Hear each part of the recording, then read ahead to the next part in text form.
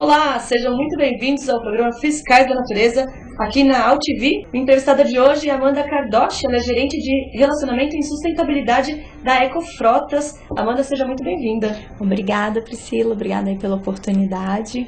Obrigada a vocês por terem aceito aí o convite. O que é a Ecofrotas? Bom, a Ecofrotas é uma empresa, a primeira empresa no Brasil a oferecer uma solução sustentável em gestão de frotas.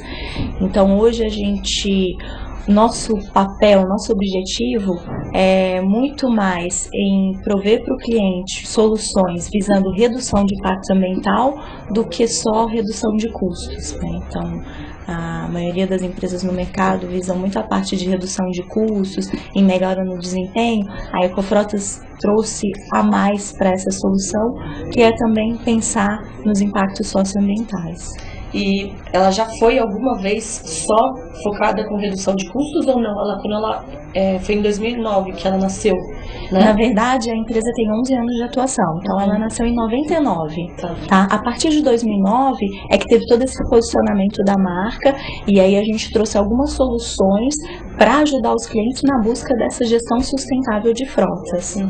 E essa gestão sustentável, ela se divide em vários serviços e produtos, né? Isso. Quais são eles? Então, hoje a gente oferece para o cliente, por exemplo, um controle com relação ao tipo de combustível que ele prefere utilizar. Então, se é uma empresa que está preocupada com reduzir as suas emissões e quer priorizar o uso do etanol, que é um biocombustível, a gente consegue, através de parâmetros definidos no sistema, bloquear a utilização, por exemplo, da gasolina. Então, o motorista ele tem que obrigatoriamente utilizar o biocombustível. Outra solução também é treinamento de condutores.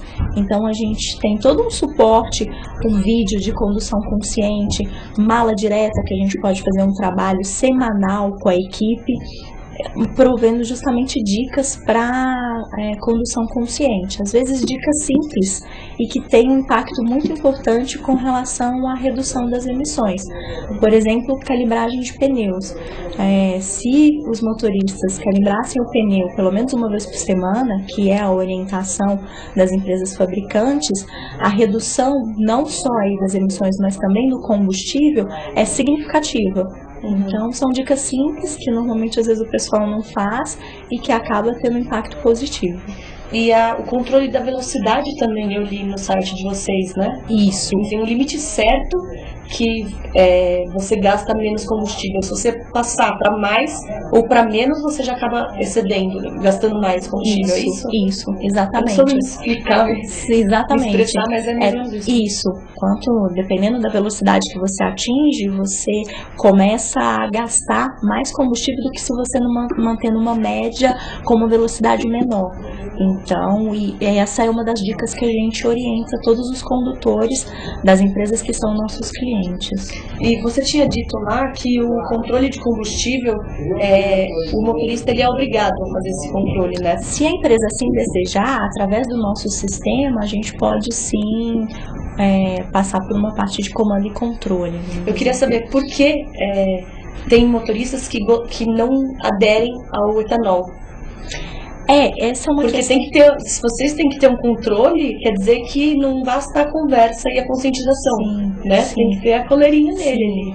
Sim, muitas vezes o questionamento passa até a mídia, né, muitas vezes explora a questão do preço. Então, quando a gente está no período de entre-safra do etanol, a gente sabe que o valor do etanol, ele fica em determinadas regiões bem próximos do valor da gasolina. E o etanol, em alguns veículos, ele tem um desempenho menor. Então, a mídia às vezes explora, vamos usar a regra do 70-30 e ver o que compensa mais, se é abastecer gasolina ou etanol. Aí, olhando somente o lado econômico, deixa de lado toda a parte ambiental que a gente também deveria estar habituados a pensar, né? E mesmo olhando o econômico, a regra do 70-30 ela é infundável no dia a dia, porque a gente sabe que dependendo da frota, dependendo de quem dirige, o desempenho de um veículo é totalmente diferente. Às vezes o mesmo veículo de um mesmo ano, ele tem um desempenho com etanol muito melhor às vezes do que o sugerido. Então a gente sabe que essa continha do 70-30 ela é muito relativa quando a gente fala de gestão de frotas, principalmente de empresas. Uma outra coisa, e daí eu não vi no site de vocês, é uma coisa que eu percebo, que o etanol ele acaba muito mais rápido. Então, para uma viagem, alguma coisa assim mais longa, você tem que ficar parando muitas vezes para abastecer. E o motorista não deve gostar disso, né? Porque hoje em dia a gente tem uma velocidade de demanda de trabalho e a gente quer fazer tudo para ontem, né? Esse imediatismo. Sim. Então, muitas vezes, por conta disso também, pode ser? É um fator que pesa? Sim, os motoristas às vezes questionam, né? Mas a gente acaba tendo que parar mais no posto, né? Mas quando a gente começa a trabalhar a parte de conscientização, e aí que eu acho interessante, porque às vezes a empresa começa a tentar trabalhar com essa parte de controle e não informa o motorista o porquê daquela ação. Então, a gente vai abastecer etanol e vai abastecer etanol. Não, a gente vai abastecer etanol porque é um biocombustível, porque a gente tem um impacto muito menor no ambiente, a gente tem toda a questão das mudanças climáticas, então é um desafio mundial, e aí a pessoa começa a se engajar no tema, né? O interessante é que quando eles compram essa ideia, quando não é controle, quando a ideia é realmente passada, né, difundida, ele deixa não só de muitas vezes abastecer gasolina quando está com o veículo da empresa, mas também no seu dia a dia. Então é uma cadeia, encadeia, né, o efeito. Então quando ele está lá com a família, quando ele vai fazer uma viagem, ele lembra, não, bom, vamos abastecer etanol, porque então é interessante. Absorve, né? Sim. Você sabe, uma pergunta que acho que para especialista, mas se a diferença de emissões de gasolina para etanol? Então, na verdade, o etanol ele tem as suas emissões de CO2, só que pelo processo de plantio da cana, essas emissões são compensadas. Então, se a gente avaliar todo o ciclo, quando a gente fala de combustão, então tudo que ele emite, ele de uma certa forma resgata no momento do crescimento da cana, no nosso caso, né, da cana de açúcar. Então, ele é contabilizado como zero. Então, ele é um combustível que na hora de uma empresa fazer, por exemplo, um inventário de emissões, ela declara o quanto que ela utilizou de combustível, de biocombustível, mas ele não é contabilizado no total das emissões da empresa. Então, é uma diferença significativa. Claro. E na hora da compra, em 2009, quando vocês estavam começando, tem carros que ainda não tinham carros que ainda não eram flex. Hoje em dia está muito mais fácil, né? Vocês também tinham isso de incentivar a compra do carro flex? Sim, a gente, muitas vezes até hoje, né, algumas empresas elas têm um mix na frota, então às vezes 80%, 90% dessa frota é flex, mas a gente ainda tem veículos que não são flex. E a gente leva todos esses relatórios justamente mostrando não só a viabilidade econômica, mas o quanto que ele reduz de impacto de emissões, né?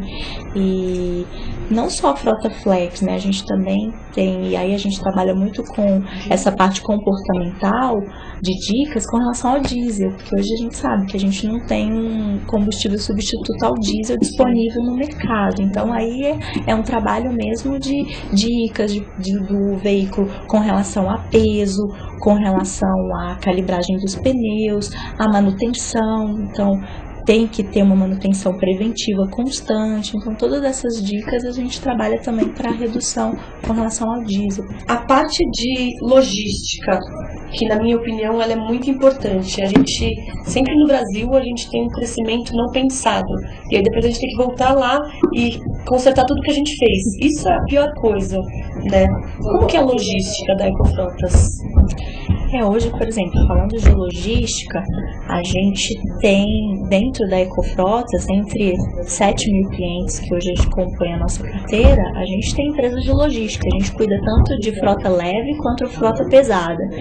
E o que a gente percebe é que para essas empresas a cobrança com relação a emissões e com relação a impactos ambientais vem numa linha constante e crescente, porque até pelo ciclo de vida, né? Então, por exemplo, empresas que uma Natura, vamos citar o caso, ela com certeza questiona as suas transportadoras com relação à gestão das emissões durante o transporte dos seus produtos. Não só a Natura, várias outras empresas começam a olhar para esses fornecedores e começam a querer essas informações.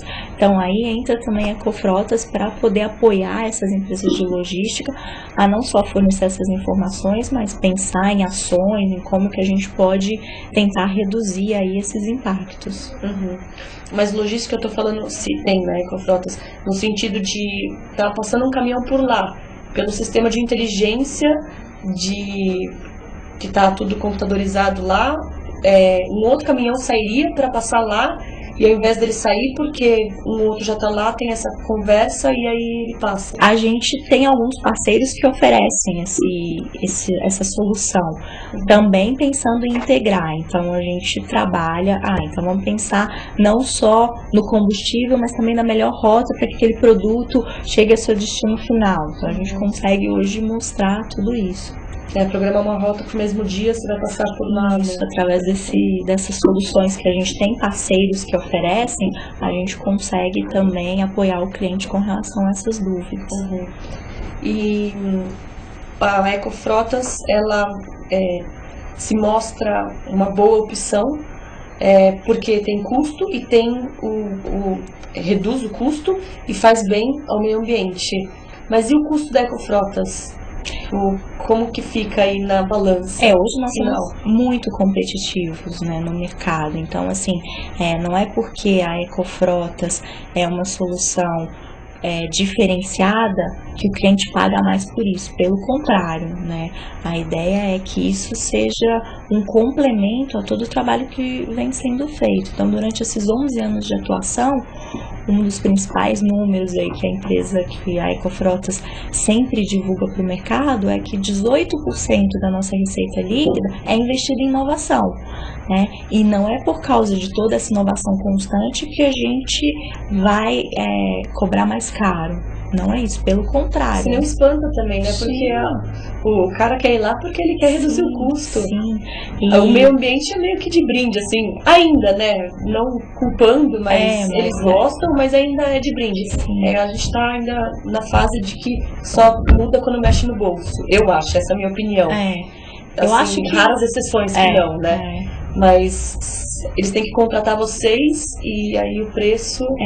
A gente, por exemplo, comentando dessa questão do bolso, né? A gente encontra grandes desafios, por exemplo, essa questão do etanol e da gasolina. Várias empresas no momento de entre safra. A gente acha que agora está valendo a pena abastecer gasolina. Aí o que a gente faz? Além de avaliar o custo de um combustível com o outro, a gente também leva uma visão de crédito de carbono. Então, peraí, se você tomar a decisão de abastecer gasolina, não é só o custo do combustível. No futuro, você também tem que pagar para compensar essas emissões que você está colocando a mais. Então, é começar a trazer esses outros indicadores para a discussão. Porque, às vezes, a pessoa está muito focada no econômico, mas, às vezes, a questão ambiental também passa pelo econômico, né? Com certeza. Então, a gente está caminhando para cada vez mais o carbono ser precificado. Então, a empresa tem que começar a pensar nisso, tem que colocar na conta, né? Então, até que ponto vale a pena eu abastecer gasolina e no final do ano ter que compensar todas essas emissões e ter que ir ao mercado voluntário e comprar crédito de carbono. Então, essas ideias a gente tem que trazer para as mesas de negociação, né? A gente falou de alguns produtos e serviços que vocês têm lá. Tem mais, né? Quais são eles? Tem. Hoje a gente costuma dizer que a gente tem soluções de para-choque a para-choque. Determinadas empresas a gente atende não só a parte de gestão de combustível, mas também gestão de documentação, então toda a parte de IPVA, controlar. A gente tem também uma solução para gestão de manutenção e que também passa pela parte sustentável. Então hoje a gente tem um trabalho muito interessante de certificação de oficinas. Então a gente tem várias oficinas credenciadas e dentre essas oficinas, quais que têm já uma preocupação com relação a impactos ambientais. Então o descarte correto dos resíduos, não só a parte ambiental, mas também social. Então carteira assinada, uso de EPIs, então todos esses itens a gente trabalha com relação a essa certificação. A parte social ela é muito importante, né? Porque uma vez você tem uma igualdade social, você deixa de querer passar a perna nos outros e ganhar dinheiro a qualquer custo, o que prejudica muito o meio ambiente, né? Com certeza. Então é uma coisa que tem que ser sempre trabalhada junto, isso na minha opinião. Também, concordo. Vocês fazem um relatório de sustentabilidade para as empresas que trabalham com vocês, né? O que é esse relatório? Isso, na verdade, as empresas, muitas, já têm uma cultura, né, de divulgar um relatório de sustentabilidade, normalmente anual. Então, e existem hoje vários padrões, hoje o mais utilizado é o padrão GRI. O que é esse padrão? Ele traz uma metodologia de como que as empresas devem divulgar essas ações de sustentabilidade, e aí passando não só pelo social, econômico e também pelo ambiental, né? A Ecofrotas, esse ano, a gente também divulgou o nosso relatório nos padrões do GRI. Então, hoje a gente faz parte de um grupo seleto, aí são 600 empresas no mundo. Quando a gente fala de Brasil, são 37, uma delas é a Ecofrotas, que tem o relatório de sustentabilidade no padrão GRI, né? A importância desse fato é que o nosso relatório, além de trazer a transparência de todas as nossas ações, ele também traz essa forma de poder comparar. Então, quando você coloca num padrão, você o torna comparável a outros relatórios, né? Então, traz essa credibilidade também para quem está lendo.